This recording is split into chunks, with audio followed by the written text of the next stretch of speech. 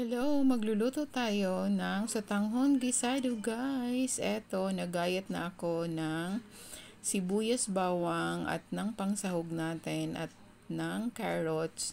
Andyan yung mga pangpalasa guys na ilalagay ko. And then, eto na guys, magigisa na tayo ng bawang at ng sibuyas guys. So, nilagay ko na sa ating kawali and then halo-halo tayo guys, mekos-mekos lang hanggang makita natin na nag-golden brown na yung ating sibuyas at yung bawang. Eto na guys, nilagay ko na yung ating sahog para sa ating bihon gisado guys. So pasensya na guys kasi gumagalaw yung kawali ko guys.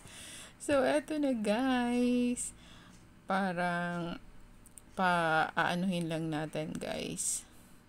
Eto na guys yung ating bihon and then nilagay ko na guys yung ating carrots. Ayaw ko pala guys maglagay ng cabbage guys kasi pagka hindi naubos guys, pagka may cabbage is madaling mapanis yung ating bihon gisado guys. So mas mabuti na carrots lang kasi hindi siya madaling makapagpapanis sa ating bihon or sa ating sotanghon guys.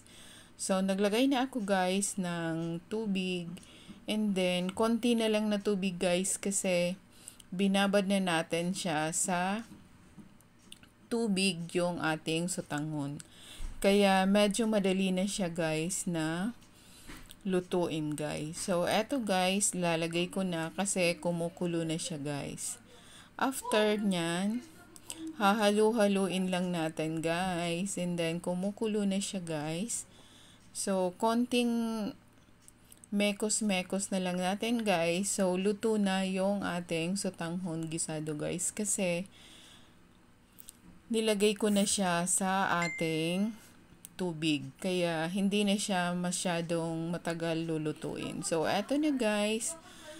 Luto na yung ating bihon gisado guys. At this point guys, i-off nyo na yung ating kalan guys. Kasi baka ma-overcook pa yung ating sotanghon.